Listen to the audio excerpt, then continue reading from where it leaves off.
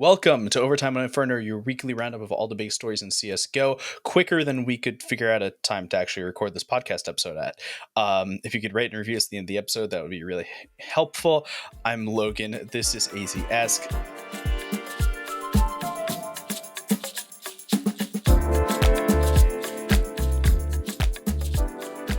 On today's episode, we have not many things to talk about. This is going to be kind of a quick one. There's a decent amount to talk about. As we were just discussing before we went live, like when Pro League is on, everyone's at Pro League, so it's like, yeah, it's Pro League or nothing. The problem the roster is, move season is over. Yeah, the problem though is that we only see 6 teams of Pro League at a time because there's 4 groups over 4 weeks, and then it starts to become really annoying because that's all you talk about, those 6 teams, and that's it. We don't have these big like blast events and stuff like that. Yeah, but it should be more like the World Cup where there's like 3 games a day for like 2 weeks, and it's just and then you like have a different group each day. Yeah, that would be kind of cool. I understand why they don't, because that's a logistical nightmare. But that would be agreed cool. on all. So we're going to start with ESL Challenger Melbourne, which was the event that happened this past weekend. And the reason I was a zombie for last week's podcast. The reason that... a recollection of recording that. I don't know what we talked about.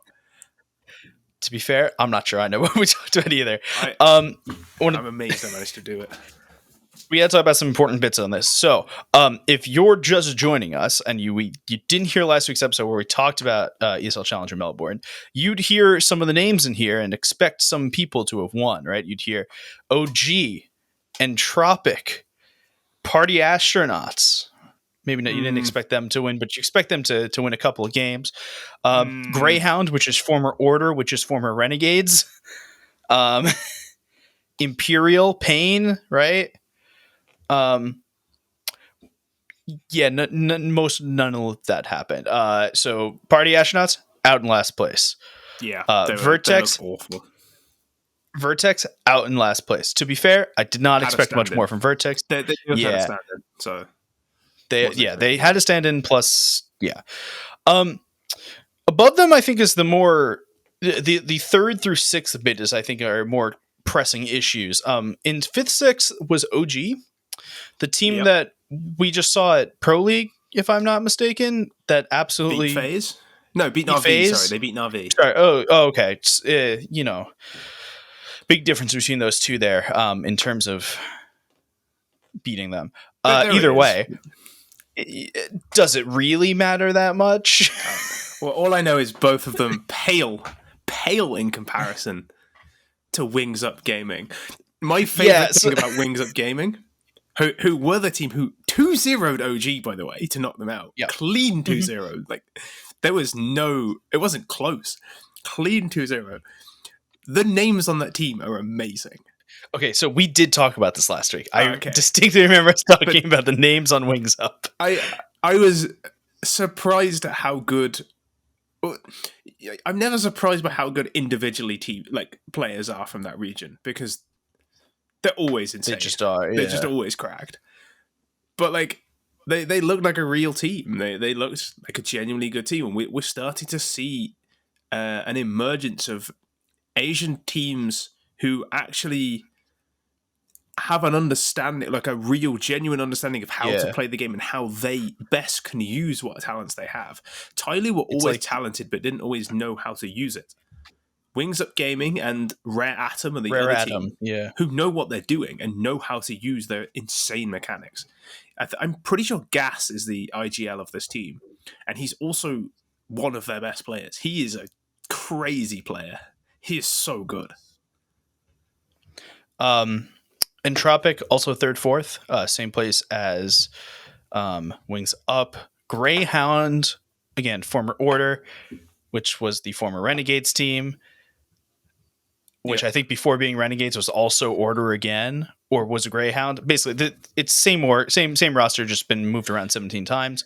They didn't look great either. I kind of expected more, especially on home soil. They didn't really ever look like they were going to beat anyone that wasn't Vertex. I think the biggest problem I have with them is just like they need to make playoffs in this event.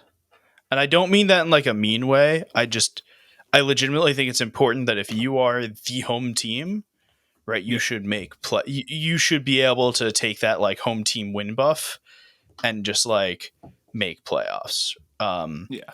I Especially think as it kind it's of sucks. especially as this is quite an important event for Australian Counter-Strike in the sense that they don't get many events over there for both logistical and time zone reasons. The fact that Yeah, realistically the game isn't as big over there as it is in Europe. Um, what I will say is that the crowd is just wild over there. Like yeah, everyone in production was just like, "Holy shit, this crowd is the best crowd we've ever had." Like we should yeah, have more events here. And I'm like, yes, but also it's 5 a.m. yeah. that we're Um, producing this. Like that's great and all, but it's 5 o'clock in the morning. Like it's very difficult for the main body of viewers to actually watch this, which is a problem that they're going to have if you have more events in Australia. to be fair, it also I believe that's the same time zone as Korea and Japan, Yep. or close to. I'm not Yeah. Yeah. geography. It's I got to don't be know my closer to them. time zones real well, but it's the same reason that like we don't have like yeah, it is literally the exact same time zone. I think it's vertically identical to Tokyo. Um, but like it's the same reason we don't have events in China and Korea and Japan is just because of not just because of the time zone, like just it's a logistical nightmare to Yeah.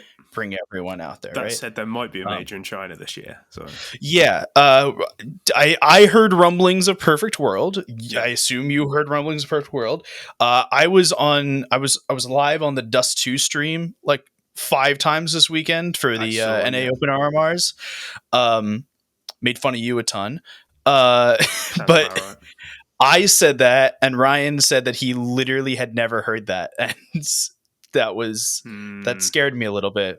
Um, He it, might just be lying for stream. yeah, eh. I'd be surprised if. So either I've been lied to, which is a possibility. Well, you and I heard it separately, Okay. as far as I'm aware, Well, in because that case, either I we've got this, that's come from somewhere that is a lie, yeah. or right, like there's no way I've heard it and you've heard it and Ryan hasn't. Let's put it that way. Okay, He's we'll go more with well that. connected than either of us. But yeah, let this last bit though. Sorry, going back to Melbourne. The two Brazilian teams won. Yeah, Payne looked fucking sick. They look so good. So I've always liked. I've just knocked the mic. That's going to make a noise. I've always liked Payne. I've always liked Big Uzira, especially. I think Big Uzira is an excellent player. But that team's always had just something missing. They had Big Uzira and Safe, but they just didn't quite have the bits around that to make it worthwhile. Like Big Uzira is kind of like Valde, where you have him like he's a really good, versatile player, kind of do everything, but you don't want him to be your best player. And Yeah, they replaced Safe with Zevi from, I think, Sharks, if memory serves, who has basically done an almost identical job. Like there's barely been any drop off from losing Safe to Zevi. But they also got in Skulls, who is maybe more important because it's given them some rifle firepower as well. They used to just have Big Uzira, Safe, and then like 3 support players, and now they have Zevi, Skulls, Big Uzira as like a second star, and then 2 support player type, 2 players that don't need to be a star, and it just balances out better when Big Uzira isn't meant to just be like a hard carry because, I mean, there's a tough task unless you're Nico. yeah. Imperial. I honestly I have not much to say about this team. Cello was an upgrade. Yeah, Like so I we there's not much more talked to a bit say of shit about about Cello being an Cello, if upgrade. I remember rightly. I basically said like, why are they spending so much money on Cello? Yeah, And I still kind of feel like that. I feel like business wise, it's probably not the safest decision. But you watch him play and you kind of get it. Like that guy has yeah, phenomenal mechanics. He's super solid mechanically, and he's again another very versatile, aggressive player who can kind of do anything on a rifle. I think he's also a secondary caller. Like I think he's quite a vocal player. And I guess if you're losing FNX, you want somebody who can talk like who has like thoughts on how the game is played and can guide you outside of Fallen. And I think he was excellent at this event. And I think had Imperial won, he might have been MVP. But I think Skulls was given MVP in the end. I think Cello just had a really good event. Yeah, he's really good. He's better mechanically than I thought he was. I'll say that. Like when I'd watched him in the past, I thought he was okay. Watched him at that event again. Maybe it's a weak competition, but even so, like he just laser aim. Yeah. Let's talk about Pro League really quickly. So Group A completed this past weekend. Group B is started today. Again, as per usual, recording on Wednesday. So first set of Group B matches are. So we'll talk about the rest of Group B matches, but first let's talk about Group A. Were there any big things you didn't expect here? Knowing, let me state this, knowing the fact that you and I both were very high on Fnatic last week and said we both thought that they were going to go through. Yeah. Vitality. I didn't expect Vitality to be this good. That's the big takeaway from this group. I didn't expect Spinks to fit in so well so quickly. Even if he did, I kind of didn't think it would make him this good. But ZywOo's just like really he back. Found form. He's like he really found back. Form again. Simple isn't yet. That's to be expected. He took a bit of a break. Sort of came back very quickly. I mean he's back. I mean he's still good. He's still probably like, what is he, like third best player at the event or something? Yeah, actually, let me rephrase. He's not even close. But. He's mostly back. So Navi had a weird run here, right? They won their first two matches. They won against Spirit and Fnatic. And then they had a bad streak of losses, which I'm going to read in the incorrect order because they lost to Vitality, which is kind of understandable. Yeah, that makes sense. They lost to NIP, which is kind of understandable.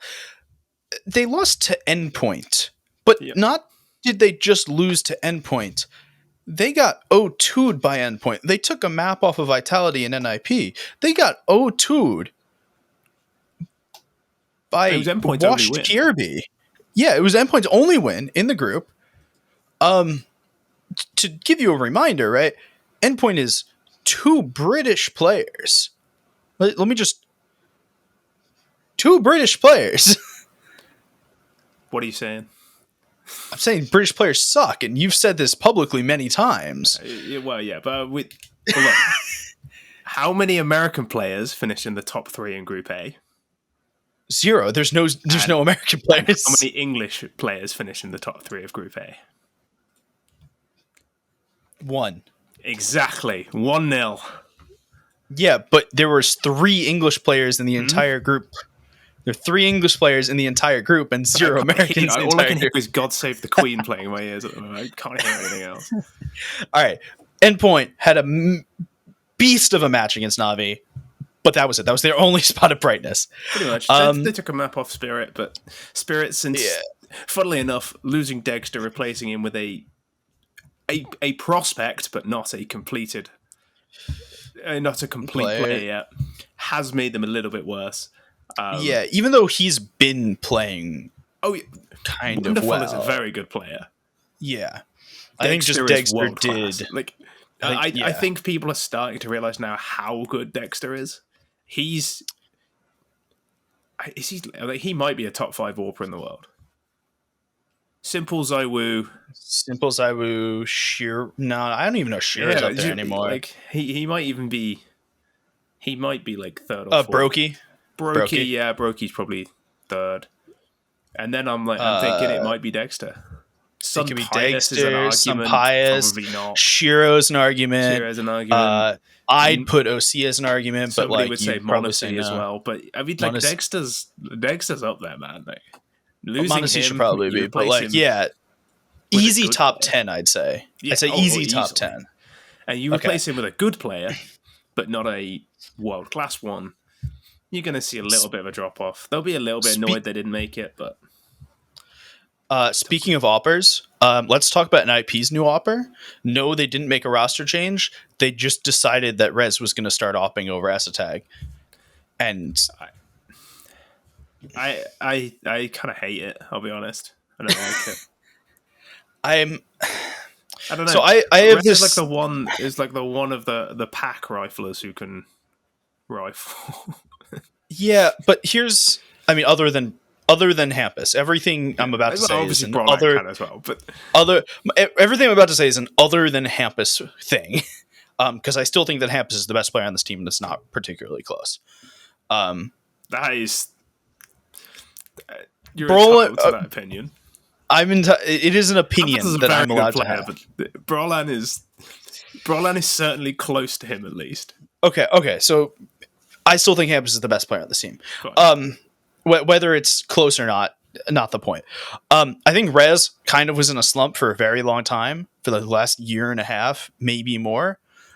He came onto the scene when Forrest and Get Right were still on the team, or at least Forrest was, and like he looked still very good, and he looked like a player who just was good, and he fell off, and but I think that he still has it in him to a degree, and it feels to me like it's just like confidence wavers because this team has been so mediocre for 2 years now. Even with the fact that they like have been good, they have not been as good as advertised, if that makes sense. Mm-hmm. And we've gotten back to when we started this podcast a year and a half ago, right? We talked about how NIP, you could never get excited for them because the second you get excited for them, they disappoint you, and the second you're not excited, you don't expect anything from them, they do well. We've gone full circle. We've gone from that era to the NIP are good, back to the this is not great era. Yeah, it's just, like, but that's like you can never write them off because as soon as you write them off, they'd like make you think they're good again. It would be pointless me talking about them finishing fifth in this group and saying that it's kind of because next event they'll be fine. It doesn't make sense, but they're never gonna crack that top tier. And unfortunately, they spent a lot of money on a player who they thought was going to make them there, and he bailed. So it's kind of not their fault, honestly. Yeah. Very unfortunate. Okay. Let's talk about Group B. Very quickly, we'll talk predictions. So after the first day of matches, FaZe, G2, and Outsiders all have wins. Big, MIBR, and FTW all have losses. If you expected anything other than this, you were probably wrong. Big Outsiders is coin toss. I like Outsiders. Big Outsiders is coin toss. Yeah. Big of. It could go either way, there. realistically. I would like to say FTW, I really wanted them to do well, and then because of their like insane conference run, they made roster moves immediately after, and that really like kind of made me want them to lose, which is quite harsh. But you got there with like one like group of 5 guys, worked really hard to get there, and then you cut 2 of them immediately. Fuck off. Yeah, that's not off. my Like, favorite. Like, yeah, that's not my favorite possibility. But what? Neither here nor there. I think if you look at this group holistically, right, you've got your obvious top 2 teams, you got your probably obvious bottom 2 teams, and you got your middle of the pack teams. And I think MIBR and FTW are those bottom 2 teams either way. Unless MIBR can do something special. Outsiders beating big might be their most important result. If things go as you expect them to, that's probably the result that decides third place. Yep, that'll probably be a tiebreaker. Big will just beat G2 or FaZe like 2-0 somehow. Yeah, for no reason. Who knows? Yeah. CSN will have like a 70 bomb in 2 maps. Predictions for out of this group, FaZe and G2 get out 100,000%. I'm going to regret saying that. I'd like to see Outsiders do it. Like I'm kind of high on this team. I think there's a hell of a lot of talent on this team. Obviously, losing Yakinda is always going to be a blow, and obviously losing Buster as well. But Fame is really good, and Norbert as well is very talented. If they can figure out how to harness these players, Outsiders can do some serious damage. And I've said it before, and I'll say it again. This team is stacked with talent, maybe as much talent as the previous Outsiders roster, and I think they can be as good with a little bit of time. I think they'll be good. question of will they get through at this event? I think the answer is probably. I legitimately think that them beating, the win over Big should just solidify it. The two of them should just they both still play MIBR and FTW. They both still play Phase G2. They should lose where they should lose. They should win where they should win. We should be at a Outsiders 3-2, Big 2-3, and that's the only difference. Okay, next topic of business. We have three and a half-ish more topics. NAVI. I remembered another one we need to talk about that I'll bring up at the end. Okay. NAVI have placed Headtrick on the transfer list. He stood in for Simple at Blast something. I don't know. Yeah, what Blast it's pointless anymore. It's pointless trying to figure out. Yeah, at Blast something for a little bit. He was very good. Blade came out a couple months ago, though. The reason I'm bringing this up, Blade came, and by a couple months ago, I mean 2 weeks ago. This was August 20th, so 3 weeks ago from today, and said, I think Headtrick is not ready to play versus Tier 1 comfortably enough, and now they're putting him on the transfer list that he has now gained enough knowledge and experience to feel confident. What happened in those 3 weeks? Blast went on, but if you are telling me that you can go to one Tier 1 event and play the best roles in the game, and someone now thinks that you have the experience and feel confident in Tier 1, I'd like to do that. Please sign me up. So, I guess you can say a Tier 2 team can sign him, because Blade did say not yet. He didn't say he's not good enough. He said he's not ready yet. So, Copium take. Tier 2 team could sign him. Complexity have already signed their offer, but that would be a good sort of signing. Headtrick's on offer, right? He is. Or is he? Yeah, he is? Okay. I hope so, because he's got a 25% headshot rate. I'm pretty sure he is normally an offer. Okay. We'll pretend that's right. So, somewhere like that would have been a good landing spot. He could go to a Tier 2 team, or somebody like one of the one-win type teams, in Russia or in the CIS region. And he can gain some experience at Tier 2 and then make the step up. However, Blade is never wrong. If Blade doesn't think he's that good, and he's willing to sell him as well, let's not forget that. NAVI okay, you can say, well, they got rid of Monacy, fine.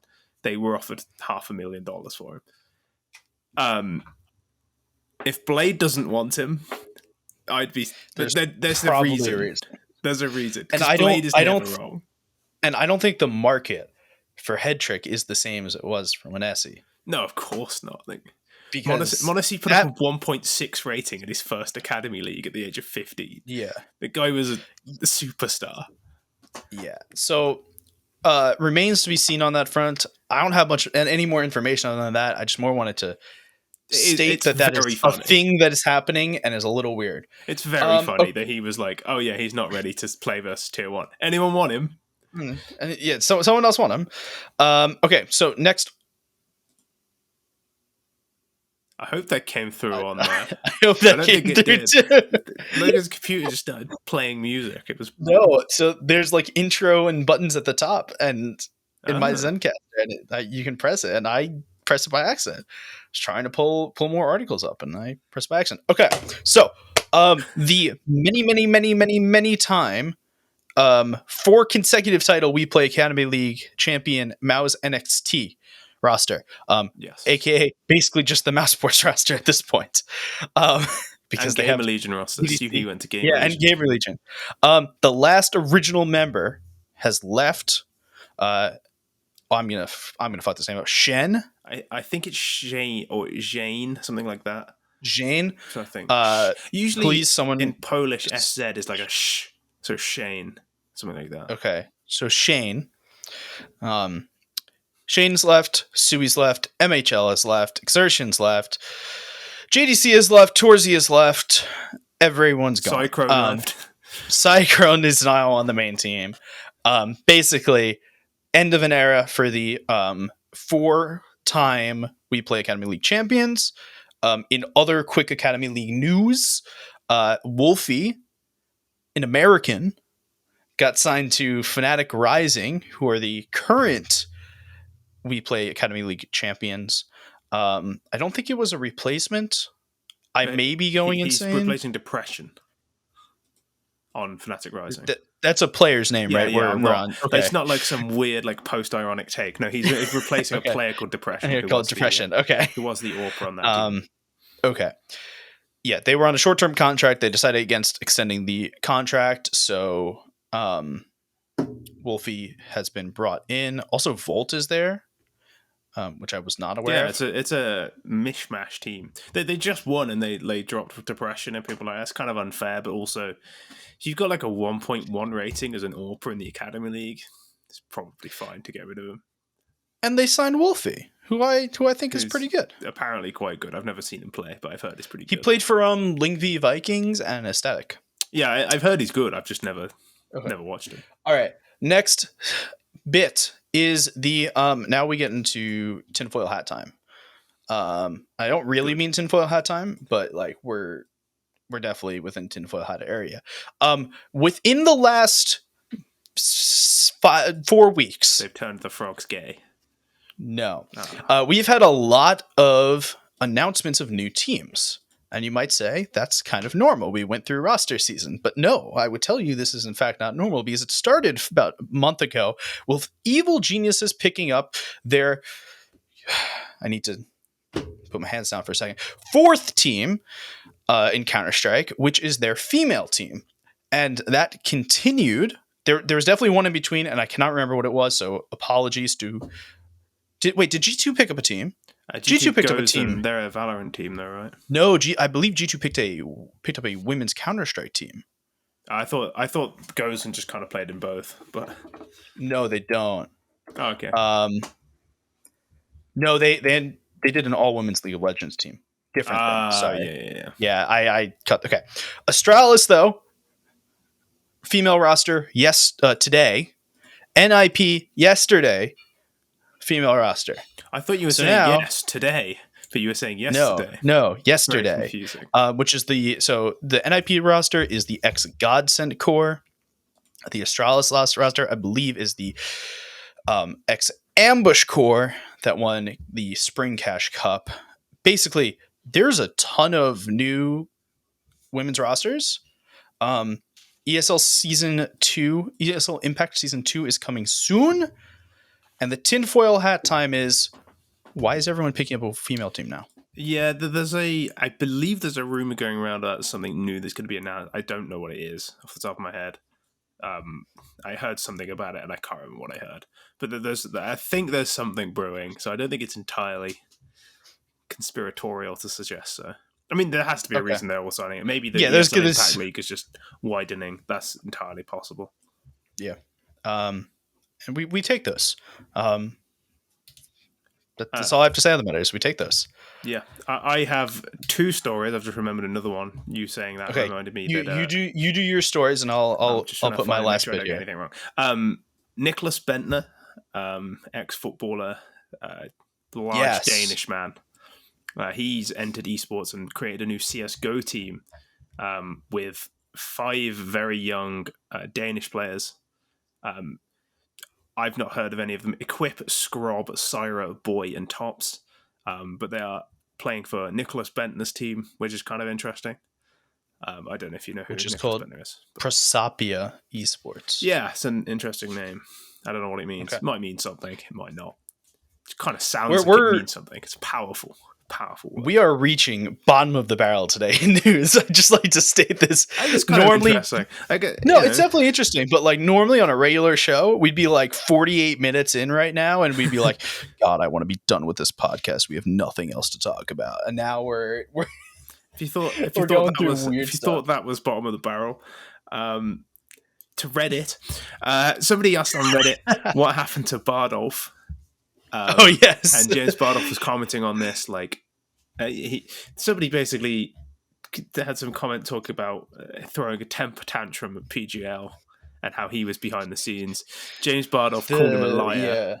And There was the whole old guys club conversation of like they only got to cast one match or something, but didn't Sponge and Machine also get to cast the final there or something like that? yeah, So he kind of explained everything that happened from his side, and he said he was, quote, fucking disgusted that people could behave like this, largely in reference to Moses. And he's just sort of, it's a kind of a strange line, but he said, I've had dinner with Moses' mom sitting opposite me in the past, and he behaves like this, kind of trying to suggest a level of like immaturity. No, he's saying like, he was really good friends with Moses to the point where like he's to sit with his family and eat, yeah. like, and Moses just said, "Don't invoke my mother, you piece of shit," which I feel like it's no reaction, but also Vardoff did call him fucking disgusting. In public on Reddit. It's just the best place to be having these discussions. I just thought that was interesting viewing. Okay, I now have a even scarier place on the internet to go. Oh, Dust2.us. Cut. No, I wanted to talk about something that I was on live on the RMR stream for, which was Sheikh Zula and Swan, former Bad News Bears players who lived together post Bad News Bears. Internet goes out in the house.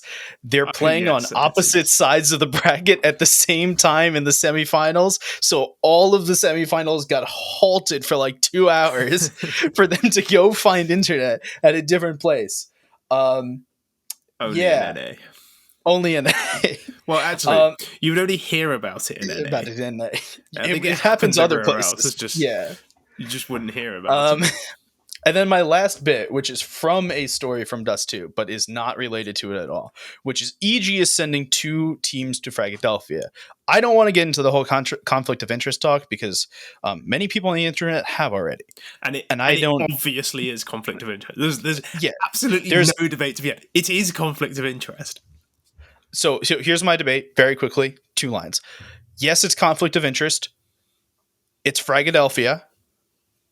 Yeah. Both teams want to win. Yeah. Who cares? It is conflict of interest. The argument is, does it really matter? And my argument is, it's an event in North America. Not if it really matters. It's a Fragadelphia event. It doesn't matter because neither of them are going to win against European teams coming in. I'll be the first to say it. Apex is going to that event. Yeah. It's kind of amusing. They have to go neither of these teams will win against Apex. That's where we're sitting at right now. But they're not playing as EGCD and EGPA because those are stupid names, which I've been saying for a while. Well, they're not. EG don't want those names. Only HOTV. That's where it's come from. It's HOTV. Either way, they are electing to play as Evil Geniuses Black and Evil Geniuses White. Okay? And here's my problem. Here's my entire problem. Do you know off the top of your head what the colors for the Evil Geniuses brand are? Blue and white? They're blue and white. So it should have been EG blue and EG white. So why is EG black and EG white? I guess the main team is blue, right? But it's not called blue. Well, no. Maybe the women's team is female blue. Team's called FE, I believe. They haven't given. Maybe they just need to color code them. They're like Pokemon games. I don't know what. Like, why are we on EG Black? You can catch Jonji, but to get a Wolco, you have to trade with your friend who has EG White. Other way around, but yeah.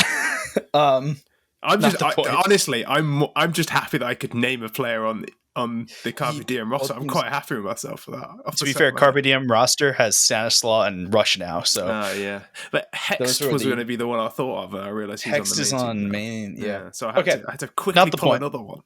Just had to bring up my issue with why are we using the color black when the organization is white and blue.